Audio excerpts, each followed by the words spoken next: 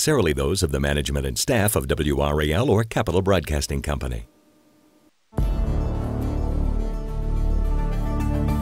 It's time for answers to your medical questions and get an inside look at the latest in healthcare, medical, technology, and treatments. This is Rex on Call. Welcome to Rex on Call live on WRAL. I'm Sharon Delaney for Rex Healthcare. Today we're talking about better health for babies and expectant moms. If you're watching us live and you have questions about pregnancy and babies, they could be answered on our program by our experts. The physicians taking your questions today are Dr. Catherine Barrett from Capital Area OBGYN and Dr. David Stamilio of UNC Maternal Fetal Medicine. To call us here at Rex on Call, just dial the number on your screen, 919-744-3876. If you're watching us as we're streaming live on WRAL.com, you can email us your questions using rexoncall@rexhealth.com. Find us on Twitter and send us a message at RexHealthcare, #RexOnCall.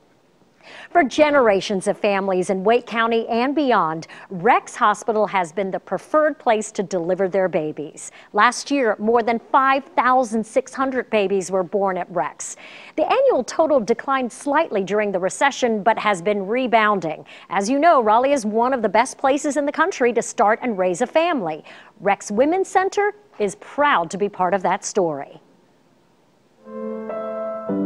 Carter Hodges is your typical energetic 4-year-old boy, but his delivery at Rex Hospital 4 years ago was definitely not typical. 30 weeks and 2 days, and my placenta abrupted, so we were able to get to the hospital very quickly, and they performed an emergency C-section. Carter weighed 3 pounds 5 ounces. At 30 weeks, Carter was able to be treated at the special care nursery at Rex. Infants born before 30 weeks are transported to UNC Chapel Hill. If Carter had to have been transported to another hospital, then it would have made everything much harder. But this summer, Rex will undergo new enhancements, allowing the neonatal intensive care unit to care for infants born at only 28 weeks. We watch out for their breathing more, we watch out for their nutritional status, and also their development since they are going to be in the hospital longer. Dr. Marie Ambrose Thigpen, the UNA's medical director, says Rex's new NICU will help foster vital family bonding. That will be nice in that she doesn't have to travel very far to see her baby, to breastfeed, to do what we call kangaroo care, where she holds her baby skin to skin, and it's the same for the fathers as well. Providing care for the tiniest of patients also includes teaching parents how to understand their premature infant. Movement away from the body tends to be disorganized movements, stress behaviors. I'm not doing well. Movement toward the body is the baby's effort to self-regulate or to self-calm. Developmental specialist Anne-Marie Elmore will show parents how to read those vital cues. Also lending her support, Karen, who now volunteers at Rex. I wanted to give back. I wanted to show my appreciation to Rex and the staff, but also to help other families. Helping families by showing them how a fragile life with proper care can flourish.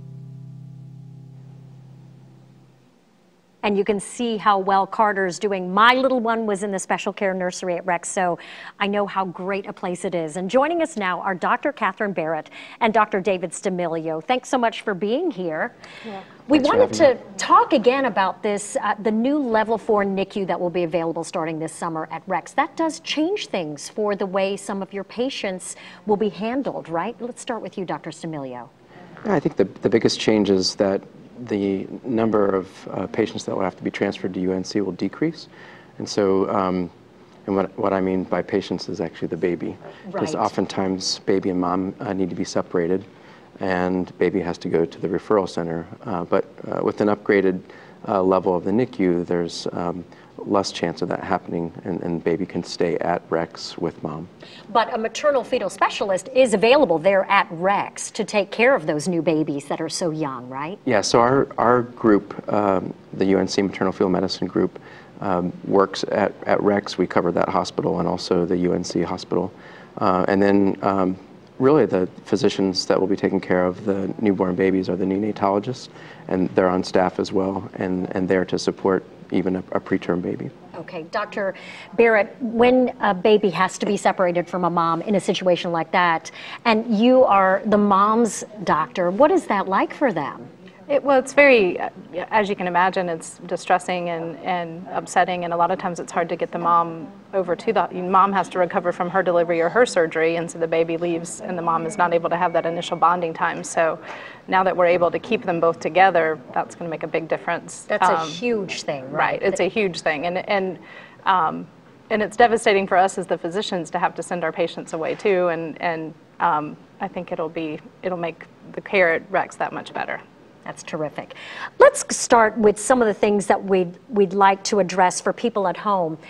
You're seeing trends in your patients over the years since you started your practice that women are waiting later in life to have babies, and this has many different consequences, doesn't it?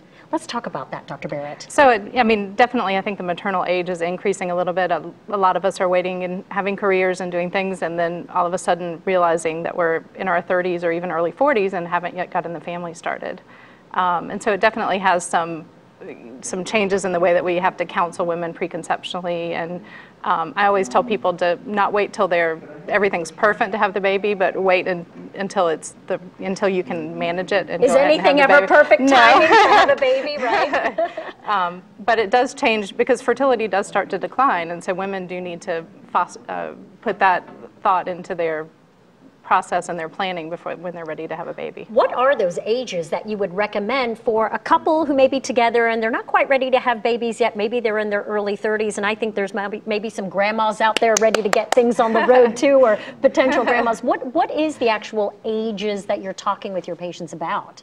It's hard to say. I would say probably the first milestone is 30, and then the term advanced maternal age starts at 35. Why do you guys have to have a term like that? I know. No, I'm kidding. We're actually trying to get rid of that term. Oh, yeah, are you really? Yeah, we are. It'd be less offensive to us older moms? Right. Well, there's nothing magical about age 35. Sure. It was sort of an arbitrary line in the sand, and we know that the risk is relatively low, even for patients in their early to mid 30s.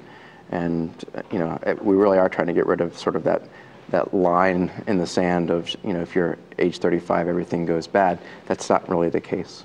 But now, when things do go not the way you're hoping, and you all of a sudden turn into a high-risk patient, that's when they might be coming to see you, right, Dr. Stamilio? Sure. Well, our group collaborates with the general obstetricians to take care of moms that might have any complications. This can include, increased maternal age, but can include things like diabetes or increased blood pressure, even obesity.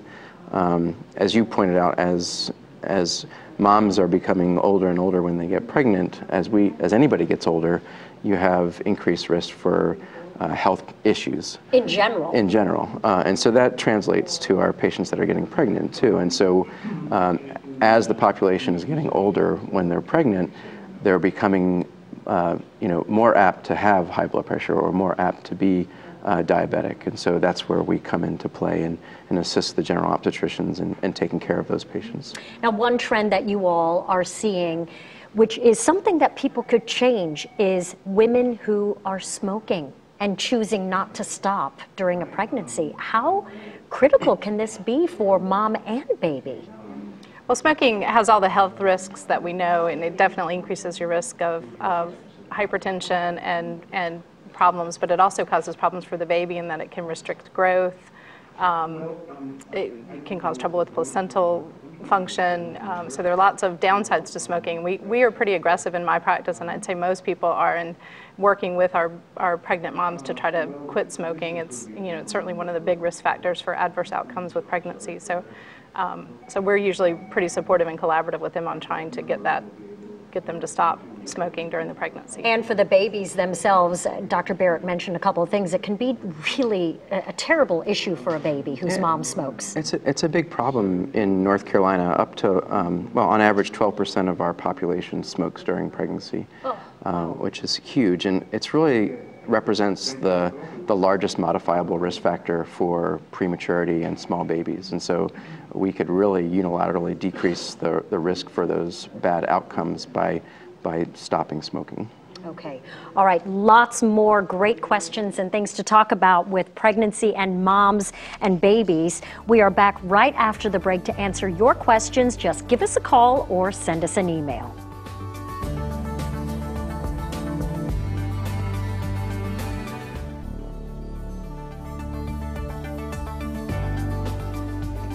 Welcome back. This is Rex on Call live on WRAL, and today we're answering your questions on better health for babies and expectant moms.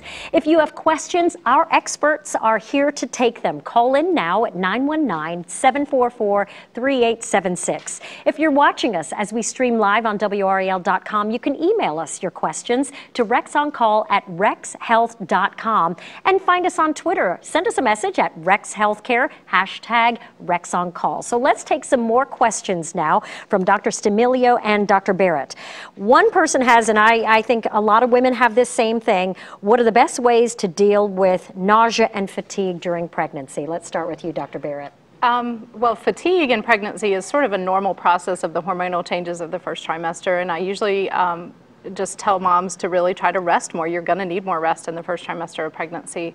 As far as the nausea goes, ginger products can help sometimes. We do have some prescription medications, and there's actually a newer one on the market now that's a category A medication that we can use for prescription to help with that. And I think we saw in the news a lot when the princess was pregnant with both her pregnancies in England, she had extreme Right, and that's unusual. That's okay, so that is pretty unusual. Yes, that's unusual. It definitely happens, but it is unusual, thank goodness. So the regular sort of morning sickness or afternoon or whatever hour of the day. Just some quick things that maybe a mom can have in her purse to Yeah, I recommend that you have maybe a little something to put on your stomach every couple of hours. I used to keep peanut butter crackers in my purse, and I'd eat a couple of those. That seemed to work for me. But everybody sort of finds something that will keep the nausea at bay for the most part. For the most part. And then if it gets severe, you really feel like it's life-changing, then that would be a time to see your doctor. Okay. All right. How long should I wait to try and get pregnant the old-fashioned way when it's just not working before I seek help from an infertility specialist? Is there an absolute guideline about this sort of thing? There really isn't, and that specifics on that are hard. I usually recommend that my patients come to me if they've been trying to get pregnant for 6 to 9 months and haven't had success. And then I'll usually start the evaluation, and then if I find something or if we're still not able to get there by a year, then that's when we usually will refer to the reproductive specialist. But if it's a concern that you have, it would be worth a consult with your regular doctor before you go to the specialist, just to see if there's something easy or maybe to reassure you that things are okay. Okay.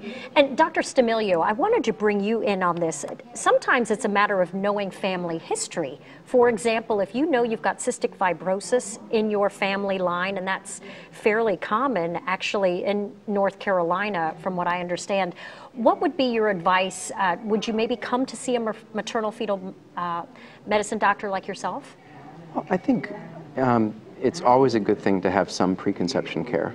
I think a good place to start is the general obstetrician gynecologist. You know, they're really good at identifying which patients should go to a maternal fetal medicine specialist. If we could get the majority of patients to come in for preconception care, we would really be able to prevent a lot of disease. This includes things like the genetic abnormalities such as cystic fibrosis, but it can be something as simple as managing weight and talking about smoking cessation and getting on folic acid, which can reduce the risk for spina bifida and other birth defects. So there's lots of good that can come out of preconception care. It can be a step into looking into infertility. It's not uncommon to take 6 to 12 months to get pregnant, and it's kind of good for someone to understand that that's normal. And something else that shouldn't be forgotten is the male partners need to be tested as well. Like, it's not always mom's deal that they're not getting pregnant. Isn't that correct? It's about 30% actually, that where there's a male factor that's causing the problem. And sometimes it's the two together, but there certainly is not an insignificant portion of infertility that's caused by a male factor. Okay, all right, these are all great things, and we are continuing to answer your questions. Coming up, we will have more. Just call us at 919-744-3876 or email your questions to rexoncall@rexhealth.com. But before we go to break, we want to remind you about an exciting family-friendly event coming up next week, the annual Rex Hospital Open. It's an official week-long stop on the PGA Tour's Web.com tour. This year's tournament is being held at TPC Wakefield Plantation in Raleigh next week from May 25th to the 31st. Rex Charity Golf has raised more than $9 million over the past 27 years, and money raised this year goes to the Rex Healthcare Foundation to support patient assistance programs at Rex Hospital. You can get tickets to the tournament by visiting rexhospital.com or rexhospitalopen.com. And we want to also let you know that retired military and Wake County Public School System employees get into the tournament for free.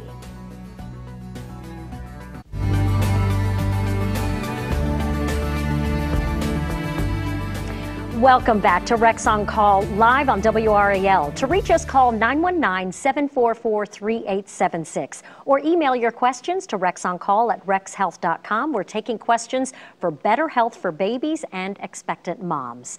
But first, you may have seen this next piece scrolling through your Facebook feed recently. It's a music video celebrating motherhood. You're in for a treat with this behind-the-scenes peek at the making of Rex Women's Center, the musical. Here's the scene. Pregnant woman dancing and singing through the streets of downtown Raleigh about the joys of gestation and all the people who love to give her advice. Now on to Rex Hospital, where real nurses, doctors, and Rex employees join in for this musical celebration of what mothers and families have known for generations, that Rex is the place to have your baby your way. Using humor and a catchy tune, this video highlights Rex's experienced staff, hotel-like amenities, and state-of-the-art facilities.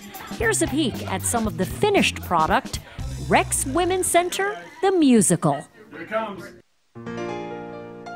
Really appreciated advice you give to me, but my bladder's really tiny, so I have to go, and people are so thoughtful, but experts know it best. After Rex's birthing class, you'll never second guess. Oh, I'm gonna have a baby right here at Rex today. They'll help me have my baby and they'll do it my way.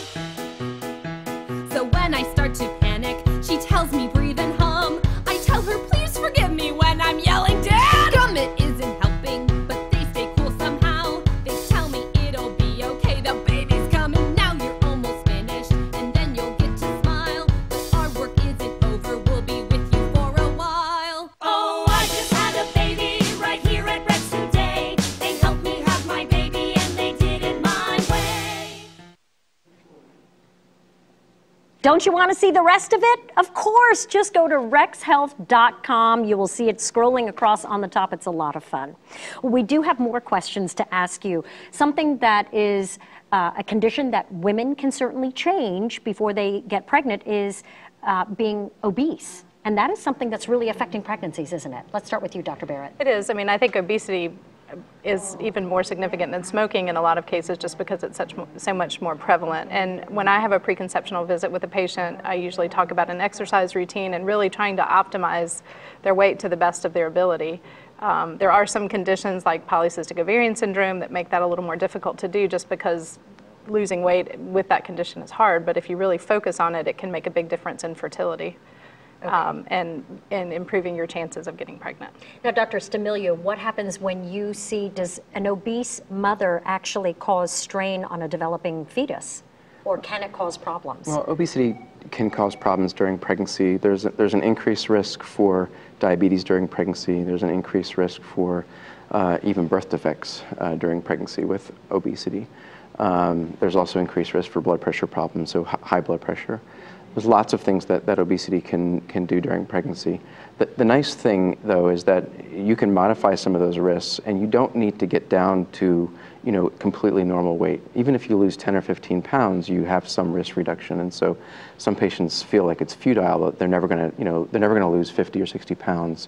They don't really have to. They only have to lose some of that to get some of their risk away. And all of this can be mitigated and talked about in a preconceptual meeting with your obstetrician or your primary care physician, right? Right. Okay. Well, we have our final round of questions coming up right after the break. This is Rex on Call. Welcome back to the show. This is Rex on Call. We're taking a final round of questions right now. One woman called in asking, is it safe to use hormone-based birth control while breastfeeding? It is safe. The downside, so it's not going to harm your baby. The downside is it can decrease milk supply a little bit. So I oftentimes will either push patients towards maybe trying to do something like an IUD that doesn't have the same hormonal effect. Some people will use a barrier method while they're breastfeeding and then switch back to their hormonal method, either after their milk supply is well established or when they're done with their breastfeeding. Okay. Another person called in asking, she's newly pregnant with third child. She had gastric bypass 5 years ago. She's worried about adequate nutrition for her developing baby. Can we talk about that? That's definitely a problem with patients that have had some kind of bariatric surgery, some kind of gastric bypass surgery. There's an increased risk for decrements in nutrients like iron and vitamin B12 and vitamin B6. Most often, the multivitamin that they take for prenatal is okay, but it makes sense to check those levels. The physicians would generally check levels and add supplements as needed. It's not a bad thing to continue the bariatric vitamins that are recommended by the original surgeon. You can continue those and just add folic acid on top. Okay. A couple of questions about breastfeeding. It is not as easy for some women as others, and I guess there might be some guilt in there, but what if the milk supply just isn't enough? What would be your recommendation? Well, even just a small amount of breast milk, if the baby gets it, is going to be beneficial. So I think I always encourage moms to persevere and try to continue with the breastfeeding as long as they can. There certainly is very good lactation support at Rex Hospital. That's one of the things that we really do a good job and put as a priority. And even after you go home, there still can be assistance with that. But for some women, it just does not work. And when it gets to the point where it's life-changing and really causing even postpartum depression and issues with bonding with the baby because you're so nervous about the milk, sometimes it just isn't right for everybody, but we certainly encourage the majority of women to breastfeed. Okay. How will miscarriages or previous abortions affect chances of premature birth in the future? Well, sounds like a question you get. That's a hard one. That's about a half-hour conversation. To water it down. Really early losses generally don't increase risk for future pregnancies until you get more than usually 3 or more early losses. I mean, in the first trimester. There are some mid-trimester, so the 14 to 26 week period that can increase the risk for prematurity, and I encourage patients if they've had pregnancy losses in that mid-trimester to talk to their physician about that, because there are interventions like progesterone that can help reduce that risk. We mentioned that women are waiting longer, and a lot of them end up seeking treatment from a fertility specialist. Is a baby that's conceived using IVF or IVF with donor egg considered high risk? Is that pregnancy high risk? It's high risk, but I think of high risk not such a black and white thing. There's sort of mild, medium, and severe high risk, and I would sort of put IVF conceptions sort of towards the lower end of high risk. There's a slight increased risk for birth defects with IVF conceptions. Some of the risks associated with IVF might be associated with the reason they needed IVF. Right, so I'm older or I've got a medical problem, so it may not be directly due to IVF. Okay, thank you so much, Dr. Stamilio, and thank you so much, Dr. Barrett. And as always, consult with your physician about any health concerns. And if you're looking for a doctor beyond today's show or you need a direct referral, you can call Rex HealthNet. That's Rex's free telephone information service. The number is 919-784-4490. Thank you to our phone bank for taking all of the calls. And join us next time. Our topic is skin cancer and dermatologic disorders. That's on Monday, June 15th at 1 o'clock. You can email your questions ahead of time to rexoncall@rexhealth.com. We'll see you next time.